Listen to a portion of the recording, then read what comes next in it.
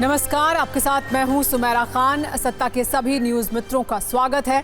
सबसे पहले सत्ते पे सत्ता, यानी 7 खबरें और दिलचस्प जानकारियां एक साथ। सत्ता में आज पहले हम आपको संसद में राहुल गांधी का अडानी अध्याय दिखाएंगे। आज राहुल ने लोकसभा में उद्योगपति अडानी को तुरंत गिरफ्तार किए जाने की मांग की, लेकिन शेयर बाजार में अचानक से अडानी के लगभग सारे शेयर रॉकेट क्यों बन गए, ये देखिएगा। फिर आपको संभल में दंगाइयों की वीडियो सीरीज दिखाएंगे, जिसमें किसी के हाथ में पिस्टल दिखी तो किसी के हाथ में पत्थर। और सबसे चौंकाने वाली बात यह कि इनमें पुरुषों के साथ कई महिलाएं भी शामिल थीं। लेकिन अब संभल में पुलिस कैसे एक एक दंगाई का हिसाब करने के लिए तैयार है, ये बताएंगे। फिर महाराष्ट्र पर प्योर पॉलिटिकल कुंजी खोलेंगे, जहां एकनाथ शिंदे ने बीजेपी के मुख्यमंत्री के लिए आज ग्रीन सिग्नल दे दिया। शिंदे ने कहा कि उन्हें बीजेपी का सीएम मंजूर है, हालांकि वो कौन होगा उस नाम पर फाइनल मोहर अब तक नहीं लगी है। ईवीएम पर सत्ता का क्लेश और ज्यादा बढ़ गया है। खड़गे के बाद अब उद्धव गुट ने बैलेट पेपर से ही चुनाव कराए जाने की मांग की है।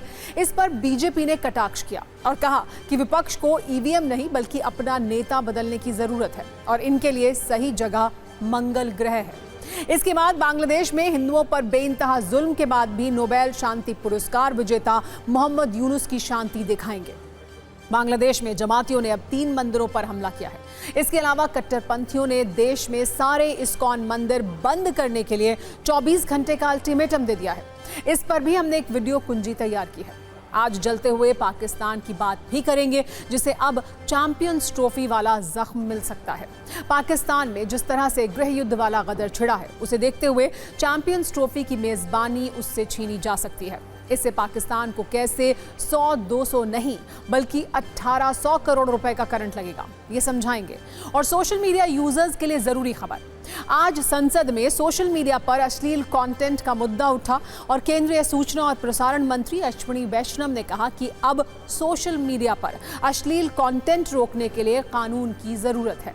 वैसे आज ऑस्ट्रेलिया से सोशल मीडिया से जुड़ी वो कौन सी खबर आई है जिससे हमें सीखने की जरूरत है, ये बताएंगे। सत्ता में अब बात राजनीति के अडानी दिवस की। कल संविधान दिवस था, तो हमारे नेताओं की जुबान पर संविधान का जिक्र सबसे ज्यादा था। आज हमारे नेताओं ने इतनी बार अडानी का जिक्र किया कि इसे आप राजनीति का अडानी दिवस भी कह सकते हैं, जिसकी झलक संसद को दोनों सदनों में भरपूर हंगामे के रूप में देखने को मिली।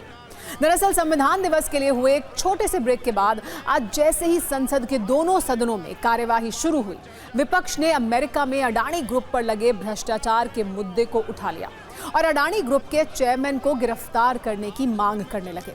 हंगामे का पहला राउंड सुबह 11 बजे शुरू हुआ। इस पर 1 घंटे के लिए कार्यवाही 12 बजे तक के लिए स्थगित कर दी गई। दोनों सदनों के अध्यक्ष और सभापति को लगा कि मामला शांत हो जाएगा, लेकिन 12 बजे दोबारा कार्यवाही शुरू हुई तो फिर हंगामा शुरू हो गया, जिसके बाद लोकसभा और राज्यसभा दोनों को 28 नवंबर यानी कल तक के लिए स्थगित कर दिया गया। इसके बाद नेता विपक्ष राहुल गांधी सदन से बाहर निकले और साफ साफ कह दिया कि गौतम अडानी को गिरफ्तार किया जाना चाहिए। बहुत से लोग छोटे आरोपों में गिरफ्तार हुए हैं। अडानी ने हजारों करोड़ रुपए की रिश्वत दी है। एक बार सुनिए राहुल गांधी ने अडानी ग्रुप और गौतम अडानी पर क्या क्या कहा। But Adani Greens have denied all the allegations of bribery charges.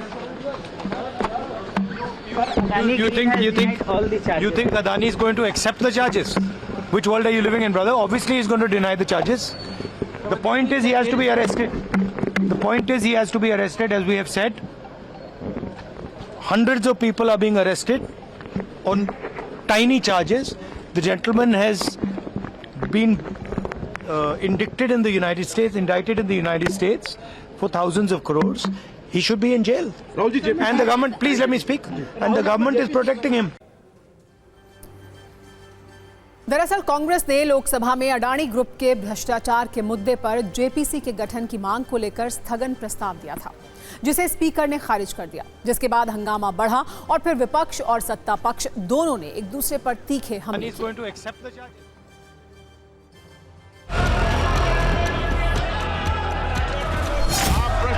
चलने दें, आपको हर मुद्दे पर, हर बात पर चर्चा करने का पर्याप्त अवसर दिया जाएगा। सदन को चलने दीजिए, आपका भी सुना जाएगा।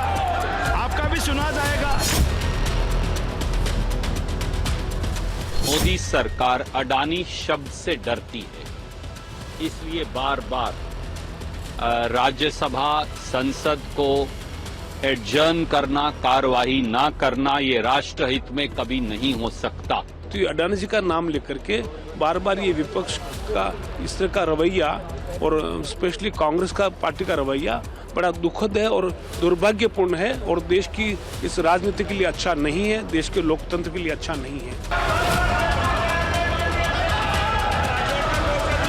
जैसे ही हम वहाँ पे खड़े होते हैं अपना बात रखने को, वैसे ही adjourn दिया जा रहा है।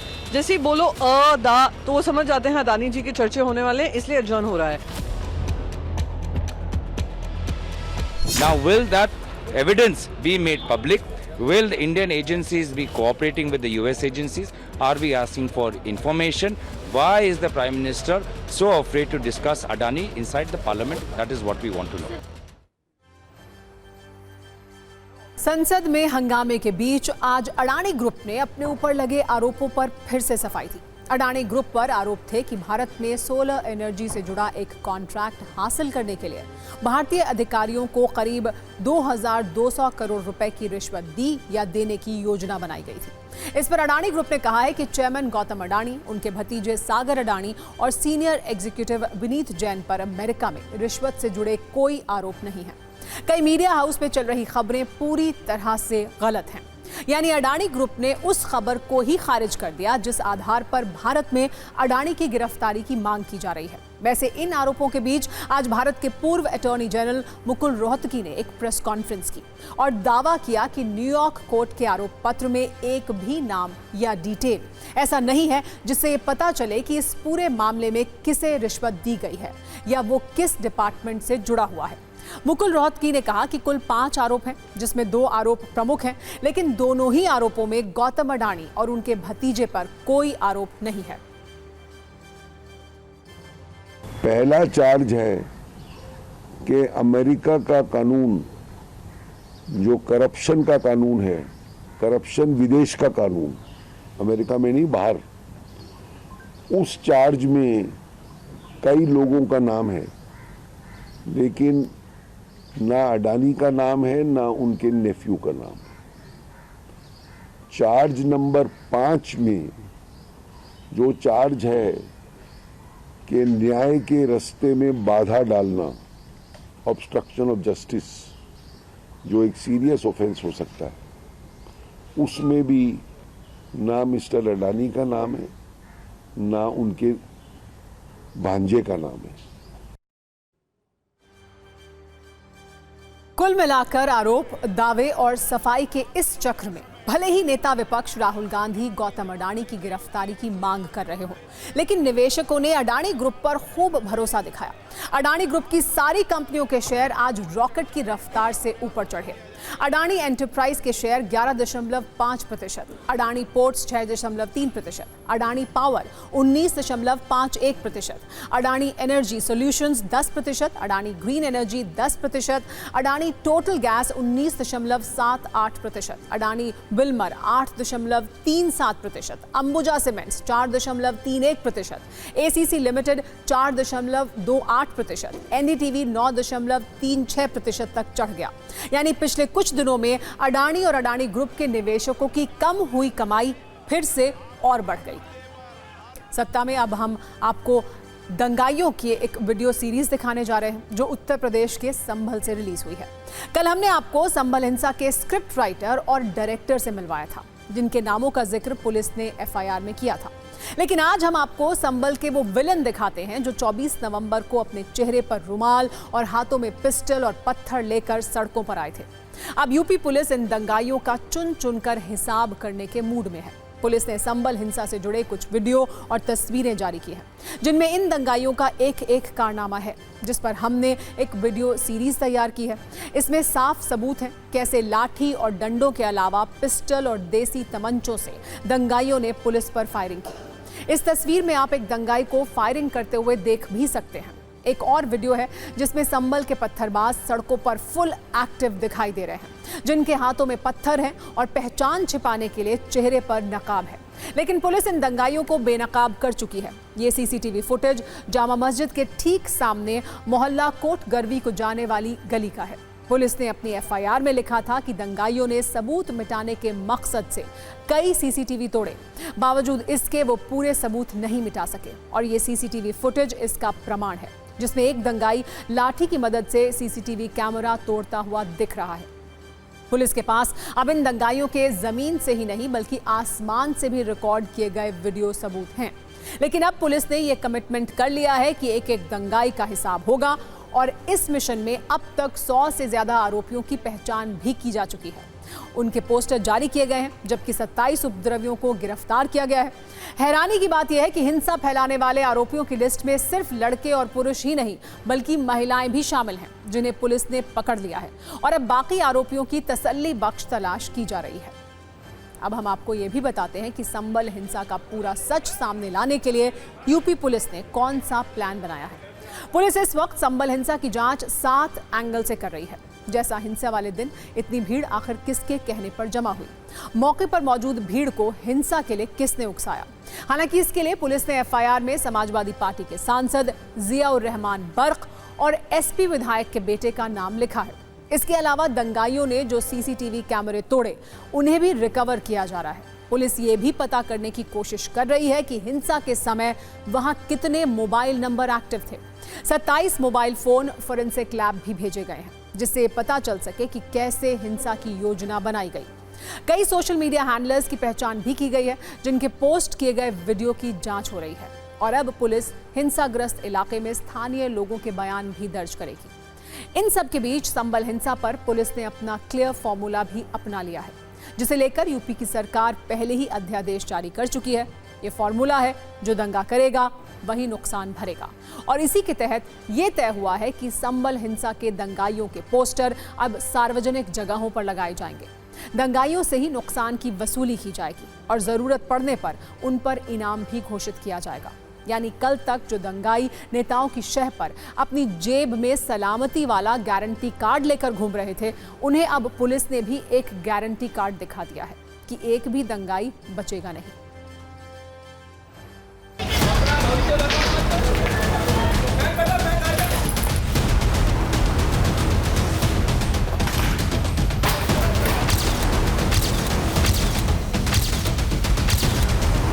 संभल हिंसा के मामले में जिला पुलिस और प्रशासन ने अपनी एक स्पेशल रिपोर्ट राज्य सरकार को सौंपी है, जिसमें पूरे हिंसा के बारे में जिक्र किया गया है कि आखिर हिंसा किस तरीके से शुरू हुई। इसके अलावा जो महिलाएं भी घरों के अंदर से पत्थरबाजी कर रही थी, उनका भी जिक्र इस रिपोर्ट में किया गया है। पुलिस ने अपनी इस रिपोर्ट में यह भी बताया है कि अब इन हिंसक लोगों के खिलाफ पुलिस क्या एक्शन ले रही है। पूरे मामले में अभी तक 27 लोगों की गिरफ्तारी हो चुकी है, 72 लोगों को पहचान किया जा चुका है।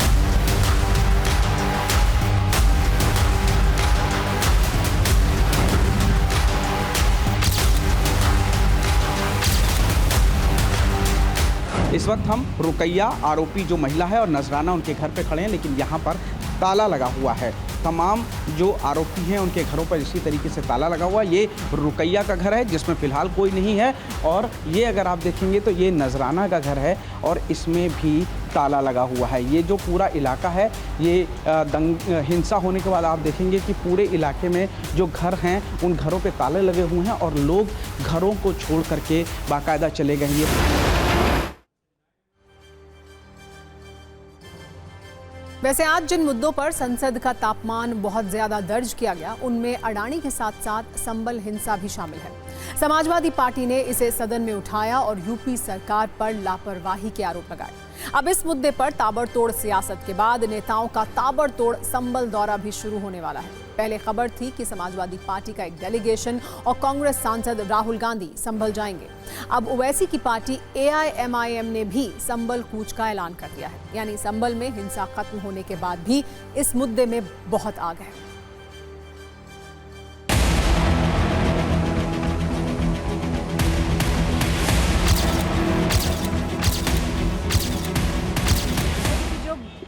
लोग जो न्याय जब दिलाने वाले लोग ही जब अन्याय कर रहे हैं तो उनसे क्या उम्मीद रख सकते हैं। इसीलिए हम चाहते हैं कि संसद के माध्यम से ये आवाज उठे। समाजवादी पार्टी के नेताओं के द्वारा लोगों को भड़काकर उकसाकर उस पर पथराव करके एक माहौल खराब करने का काम किया है। जब जांच रिपोर्ट आएगी तो दूध का दूध पानी का पानी हो जाएगा।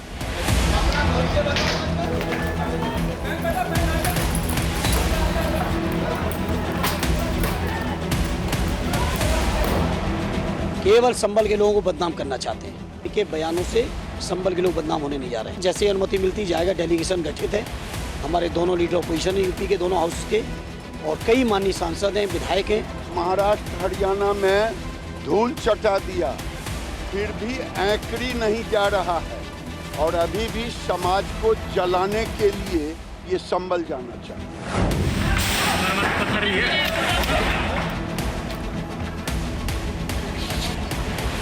हमारा संभल जल रहा है। संभल के अंदर जो पुलिस प्रशासन का पूरी तरह से इस घटना को अंजाम देने में इसमें हाथ है और पूरी अपनी लापरवाही और नाकामी को छुपाने के लिए लगातार अपने बयान को बदल रहे हैं। जो इसमें अधिकारी दोषी हैं उनके खिलाफ हत्या का मुकदमा दर्ज होना चाहिए। पुलिस को अपना काम करने देना। ये समाजवादी पार्टी के जितने नेता हैं और उनके विशेष रूप से अखिलेश यादव जी, आप चुनाव हारने के बाद बौखलाए हुए घूम रहे हो। इतना बड़ा दंगा हो गया, अब तक कितने लोग सस्पेंड हुए, कितने लोगों को, 5 लोगों की मौत हो गई। जिम्मेदार कौन है? लॉ एंड ऑर्डर की जिम्मेदारी किसकी है? और घी तेल का काम करने जा रहे हैं। गलत बात है, गलत बात है। पुलिस पर वहां हमला हुआ, इसका पूरा भाई विजुअल्स को कैसे नकार सकते हैं? विजुअली जो दिखाया गया उसको आप नकार रहे हैं। और अब बात बांग्लादेश की करते हैं, जहां नोबेल शांति सम्मान से सम्मानित व्यक्ति मोहम्मद यूनुस की सरकार में हिंदुओं को काटे जाने के नारे लग रहे हैं। हिंदुओं के घरों पर हमले हो रहे हैं और मंदिरों को तोड़ा जा रहा है। और मोहम्मद यूनुस सब कुछ बहुत शांति से देख रहे हैं क्योंकि उन्हें नोबेल शांति पुरस्कार मिला है। चिन्मय प्रभु की गिरफ्तारी के बाद बांग्लादेश में हिंदुओं पर हिंसक हमले का नया एपिसोड शुरू हो गया है। कल चिन्मय प्रभु को जमानत नहीं मिलने के बाद पुलिस और हिंदुओं में झड़प हुई, जिसमें एक वकील की जान चली गई। इसके बाद कुछ कट्टरपंथियों ने हिंदू मंदिर और हिंदुओं पर हमले शुरू कर दिए। चटगांव में 3 हिंदू मंदिरों पर हमले किए गए। इन मंदिरों के नाम हैं फिरंगी बाजार का लोकनाथ मंदिर, मनसा माता मंदिर और हजारी लेन का काली माता मंदिर। स्थिति यह है कि बांग्लादेश से ऐसे वीडियो आ रहे हैं जो हिंदुओं को डरा रहे हैं।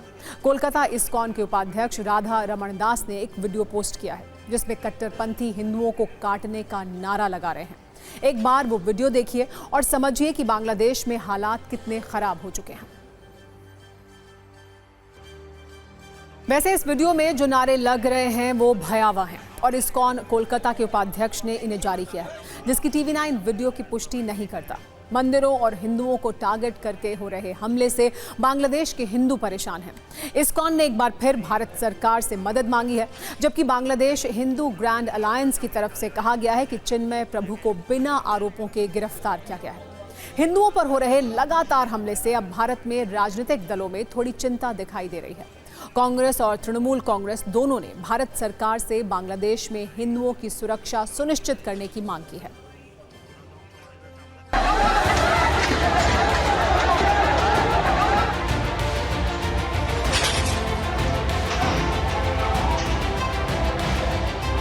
We would not expect him to take such action which would further create more tension between the communities and fear.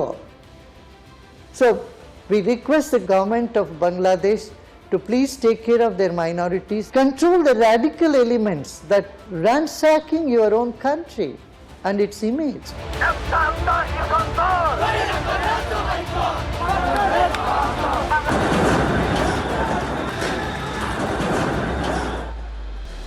केवल हिंदू समाज को प्रताड़ित करना, इस्कॉन के नेताओं धार्मिक गुरुओं को जेल में बंद कर देना, ये बता रहा है कि वहाँ भी पाकिस्तान की तरह कट्टरपंथी सरकार पे हावी हो गए हैं और ये संयुक्त राष्ट्र संघ को हस्तक्षेप करना चाहिए। हम चिंतित हैं वहाँ की सिचुएशन देखकर और हम पूरी तरह से उसकी भर्त्सना करते हैं और हम इस सरकार से अपील करते हैं कि गवर्नमेंट टू गवर्नमेंट आप इसकी इस पर बात करिए और इसका कोई समाधान खोजिए। और उनको मैं इंदिरा जी की याद जरूर दिलाना चाहती हूं। जिस इंदिरा जी को आप पानी पी पी के कोसते होंगे, इंदिरा जी का ध्यान कीजिएगा। जब हमारे पड़ोसी देश गलत करने लगे तो दुनिया की आंख में आंख डालकर पाकिस्तान के 2 टुकड़े करके विश्व का भूगोल बदला और बांग्लादेश को जन्म दिया। देखो, तो हिंदू मंदिर तोड़े जा रहे हैं, हिंदुओं के ऊपर अत्याचार हो रहे हैं, तो इसके खिलाफ आवाज उठाना कोई राष्ट्रद्रोह नहीं हो सकता। इस तरीके से चिन्मय प्रभु को अरेस्ट किया गया, उन्हें जल्द से जल्द रिहा कर देना चाहिए। और उनके अरेस्ट के खिलाफ हिंदूज जब प्रोटेस्ट कर रहे थे, उनके ऊपर जो घातक आक्रमण हुए वो बहुत चिंताजनक है। हम लोग को चिंता है हमारे हिंदू भाइयों और बहनों जिसको मारा जा रहा है, काटा जा रहा है। अगर कुछ होता है हमारे चिन्मय प्रभु जी का और हमारे हिंदू भाई बहनों का, हम लोग चुप नहीं बैठेंगे। बंगाल चुप नहीं बैठेगा, बंगाल के हिंदू चुप नहीं बैठेगा। If anything happens in Palestine, an entire ecosystem will echo their pain, whatever is happening. But when it happens in Bangladesh, no one responds. That's how. खबर यह भी है कि हिंदुओं की आवाज को दबाने के लिए यूनुस सरकार अब इस्कॉन पर बैन लगाने की तैयारी कर रही है। आज एक कट्टरपंथी संगठन ने बांग्लादेश हाईकोर्ट में इस्कॉन पर बैन लगाने की मांग को लेकर एक याचिका दायर की। इस याचिका में संस्था पर बैन लगाने के साथ ही चटगांव में इमरजेंसी घोषित करने की भी मांग की गई थी। हाईकोर्ट ने इस याचिका को तुरंत स्वीकार कर लिया और कोर्ट ने सरकार से कल तक इस मामले से जुड़ी जानकारियां और इस्कॉन के खिलाफ की गई कार्रवाई की रिपोर्ट करने के लिए कहा है। वैसे तो कोर्ट ने कल तक का समय दिया था, लेकिन यूनुस सरकार इतनी जल्दबाजी में है कि सरकार ने आज ही इस्कॉन को धार्मिक कट्टरपंथी संगठन बता दिया है। हाईकोर्ट में बांग्लादेश के अटॉर्नी जनरल ने कहा है कि सरकार का मुख्य एजेंडा है और इसके लिए जरूरी तैयारी शुरू कर दी गई है। इसका मतलब है कि इस्कॉन पर जल्द ही बैन लगेगा। कुल मिलाकर आप इसे ऐसे समझ सकते हैं कि कट्टरपंथियों की मदद से जो सरकार चल रही है वो अल्पसंख्यकों की आवाज उठाने वाली संस्था को कट्टरपंथी संगठन कहकर बैन लगाना चाहती है और सीधे सीधे उसमें यह करने की हिम्मत नहीं है तो वो अब कोर्ट के रास्ते ऐसा करना चाहती है। वैसे कोर्ट के फैसले से पहले बांग्लादेश के कट्टरपंथियों ने बैन को लागू करना शुरू भी कर दिया है। जमात के कार्यकर्ताओं ने बांग्लादेश के सोनाली मार्केट में इस्कॉन टेम्पल को 24 घंटे में बंद करने का अल्टीमेटम दिया है। इससे पहले मंदिर का एक बोर्ड हटाया गया था। वो सारी तस्वीर अब दुनिया देख रही है और समझ रही है कि बांग्लादेश में कोर्ट कितना स्वतंत्र है। हालांकि इन हमलों के बीच बांग्लादेश ने सफाई दी है कि बांग्लादेश की केयरटेकर सरकार के विदेश मंत्रालय ने कहा है कि ये बेहद दुख की बात है कि चिन्मय कृष्णदास की गिरफ्तारी को कुछ लोगों ने गलत तरीके से पेश किया है। बांग्लादेश सरकार फिर से ये दोहराना चाहेगी कि देश की न्यायपालिका पूरी तरह से स्वतंत्र है और सरकार उनके कामकाज में दखल नहीं देती। अब बांग्लादेश में जहां शेख हसीना की चुनी हुई सरकार को सेना की मदद से हटा दिया गया, शेख हसीना को बांग्लादेश छोड़कर भागना पड़ा, वहां न्यायपालिका कितनी स्वतंत्र होगी इस पर भी नोबेल शांति पुरस्कार देने वाली कमेटी को रिसर्च करनी चाहिए और शांतिपूर्वक मोहम्मद यूनुस को भेज देना चाहिए। सत्ता में अब बात महाराष्ट्र की राजनीति के करते हैं, जहां कौन बनेगा मुख्यमंत्री ये तो साफ नहीं हुआ, लेकिन ये साफ हो गया कि एकनाथ शिंदे नए मुख्यमंत्री नहीं होंगे। यानी इस बार सीएम बीजेपी का होगा और एकनाथ शिंदे ने आज जमाने को ये बता दिया कि वो इसके लिए राजी हैं। उनकी तरफ से बीजेपी की राह में रुकावट के लिए कोई खेद नहीं है। महाराष्ट्र के कार्यवाहक सीएम एकनाथ शिंदे इस बड़े ऐलान के लिए आज खुद मीडिया के सामने आए। उनके बात करने का वक्त 3 बजे तय था, लेकिन इस बड़े ऐलान में उन्होंने 1 घंटे का विलंब कर दिया और जब वो मीडिया के सामने आए तो पहले कामकाज की तारीफ की, फिर पीएम मोदी और गृह मंत्री अमित शाह की तारीफ की। इसके बाद उन्होंने 5 बड़ी बातें कही, जिसमें ये संकेत मिले कि महाराष्ट्र में महायुति के अगले सीएम वो नहीं होंगे। उन्होंने कहा कि पीएम मोदी और गृह मंत्री शाह जो फैसला लेंगे वो उन्हें मंजूर होगा। कल अमित शाह के साथ महायुति की बैठक होगी। इस बैठक के बाद सीएम के नाम का फैसला होगा। बीजेपी का सीएम उन्हें मंजूर होगा, कोई स्पीड ब्रेकर नहीं है। पूरी शिवसेना पीएम मोदी के साथ मजबूती के साथ खड़ी है। शिंदे के बयान के बाद देवेंद्र फडणवीस का भी बयान आया, सुनिए उन्होंने क्या कहा। मोदी जी है, अमित भाई है, तो उनको कहा कि मैंने अमित भाई जी को भी फोन किया, मोदी जी को भी फोन किया। सरकार बनाने में हमारी तरफ से कोई भी रुकावट, कोई भी अड़चन, कोई भी कुछ भी किसी भी तरह का अड़ंगा नहीं है। आप बेशक आप निर्णय ले लो, उस निर्णय की तामील हो जाएगी। भारतीय जनता पार्टी के वरिष्ठ नेता जो निर्णय लेंगे मुख्यमंत्री पद के बारे में जो उनका कैंडिडेट होगा उसको हमारा शिवसेना का पूरी तरह समर्थन है, पूरी तरह हमारा पाटिंबा उनको है। महायुति में कभी भी कोई एक दूसरे के प्रति अलग मत ये रहा नहीं है। हमने हमेशा साथ में बैठकर निर्णय किए हैं और चुनाव से पहले भी हमने कहा था कि चुनाव के बाद साथ में बैठकर निर्णय करेंगे। कुछ लोगों के मन में जो शंकाएं थी उनको दूर करने का काम सन्माननीय एकनाथ शिंदे जी ने किया है। जल्द ही हम हमारे नेताओं के साथ बैठेंगे और उचित निर्णय करेंगे। वैसे एकनाथ शिंदे ने तो सीएम नहीं बनने का ऐलान किया, वो काफी मुश्किल काम है। जब कोई जीता हुआ सीएम अगला सीएम ना बन पाए तो काफी दुख होता है। 2023 में एक बार ऐसे ही दुख की तस्वीर मध्य प्रदेश में शिवराज सिंह चौहान के वक्त दिखी थी, जब शानदार जीत के बाद चेहरा बदल दिया गया था। हालांकि अब वो केंद्र सरकार में कृषि मंत्री हैं। स्कूटर बच चुका है, यानी सत्ता में आज का वक्त खत्म हो गया है। कल शाम 7 बजे आपसे फिर मुलाकात होगी। तब तक सभी न्यूज़ मित्रों से हमारी गुजारिश है कि वो सत्ता की न्यूज़ रील्स को ज़्यादा से ज़्यादा शेयर करें और मुझे दें इजाज़त।